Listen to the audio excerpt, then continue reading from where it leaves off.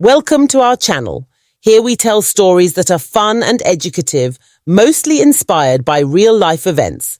Grab your popcorn and have a sit as we dive into this one. Officer Omondi was not born a villain. Once, he had been a young man with hopes of serving his community, but years on the force had corrupted him, turning that idealistic recruit into a ruthless predator. By the time he was promoted to sergeant, Omondi was infamous. His beat stretched across several neighborhoods in Nairobi, where his name alone was enough to instill fear. Omondi didn't see himself as corrupt. No, he was just practical. The government paid him poorly, and he believed he deserved more for the risks he took daily. So he supplemented his income by enforcing the law selectively, targeting those too weak or too poor to fight back.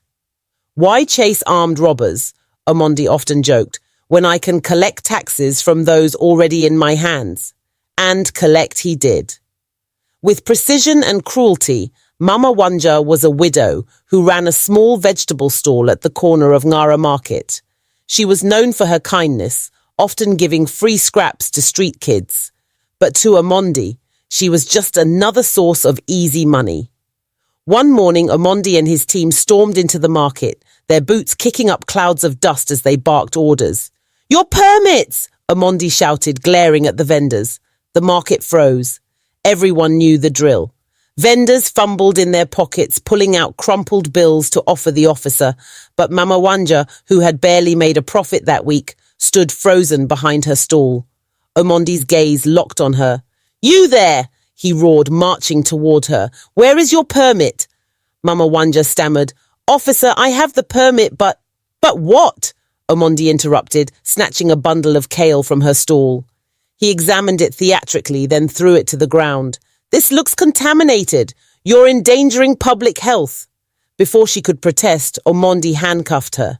The other vendors watched helplessly as Mama Wanja was dragged away, tears streaming down her face. She spent 3 months in remand prison because she couldn't pay the bribe Omondi demanded for her release. Her stall was abandoned, her children went hungry, and her spirit was broken.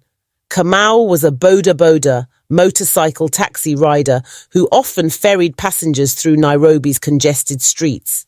He worked tirelessly to save for his children's school fees. One evening, as he was heading home after a long day, Omondi stopped him at a checkpoint. "Your license!" Omondi barked. Kamau handed it over, confident that all his documents were in order. Omondi studied them, then frowned. "This insurance sticker looks fake," he said. Kamau was baffled. "But officer, I just renewed it last month." Omondi smiled coldly. "Then you'll have no problem explaining that to my boss at the station." Kamau pleaded, but Omondi was unmoved. The boda was impounded, and Kamau was thrown into a holding cell. His family couldn't raise the bribe Omondi demanded, and Kamau languished in prison for 6 months. By the time he was released, his motorcycle had been sold, and his children had dropped out of school. Femi was a foreigner, a Nigerian trader who had come to Kenya with dreams of prosperity. He was soft-spoken, with a quick smile and a sharp mind. His shop in Gikomba Market sold fabrics, jewelry and spices that reminded locals of distant lands. But Femi's success attracted unwanted attention. The first time Omondi targeted him, it was under the guise of a routine inspection. "These spices look suspicious," Omondi said, holding up a jar of turmeric. "Are you smuggling drugs?"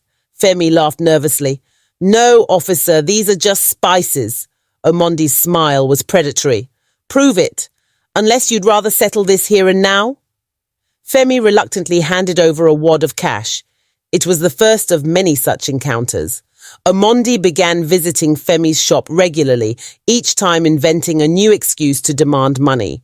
Sometimes it was a licensing issue. Other times it was a fabricated report of stolen goods. One day, Omondi's harassment took a darker turn. He stormed into Femi's shop, planted a small packet of white powder in a sack of rice, and arrested him for possession of narcotics. Femi spent 2 weeks in jail before his friends raised enough money to bribe Omondi for his release. Femi's patience had limits. Years of enduring Omondi's cruelty had left him simmering with quiet rage. But it wasn't until Omondi humiliated him publicly that Femi decided to act. One afternoon, as Femi was unloading goods from his truck, Omondi appeared with two junior officers. "Femi!" Omondi bellowed, loud enough for the entire market to hear. "Still smuggling, I see." Before Femi could respond, Omondi grabbed a carton of spices and dumped it on the ground. The crowd gathered, murmuring as Omondi ransacked Femi's truck. Then, with a theatrical flourish, he pulled out a small sachet of powder. "What do we have here?" Omondi said, holding it up. The crowd gasped. Femi was furious. "That's not mine," he protested. Omondi smirked. "Tell it to the judge." Femi was arrested, beaten, and paraded through the market like a trophy. The humiliation was complete, and Femi knew he couldn't take it anymore. Back in his homeland, Femi was more than just a trader. He came from a lineage of traditional healers who understood the power of the spiritual world. For years, he had avoided using this knowledge, but Omondi had pushed him to his breaking point. One moonlit night, Femi prepared for a ritual. He had secretly taken a photo of Omondi during one of their confrontations, and he now held it up to the flickering candlelight. "Omondi," Femi murmured, "you have tormented the innocent for too long. Tonight you will learn the price of your arrogance." He chanted words in a language older than the hills, invoking a curse that would strike at the heart of Omondi's pride. The next morning, Omondi woke up feeling strange. As he stood to stretch, he noticed a bizarre heaviness in his groin. Looking down, his jaw dropped. His manhood had grown to an absurd length, dragging down to his knees, and it was still growing. By the time it stopped, it was as long as his legs. "What kind of witchcraft is this?" Omondi roared. He tried everything to hide his condition, wearing oversized trousers, walking with a limp, but the transformation was impossible to conceal. His colleagues whispered behind his back. Vendors he had tormented openly mocked him. Desperate, Omondi sought help from priests, doctors, and traditional healers, but none could reverse the curse. His condition turned him into a pariah, and his career crumbled. In his misery, Omondi finally realized the pain he had inflicted on others. He sought out Femi, falling to his knees and begging for mercy. "Please," Omondi sobbed, "I'll do anything to undo this." Femi looked at him coldly. "First," Femi said, "you must confess your sins to those you wronged." Omondi nodded in agreement. Omondi's confession was public and painful.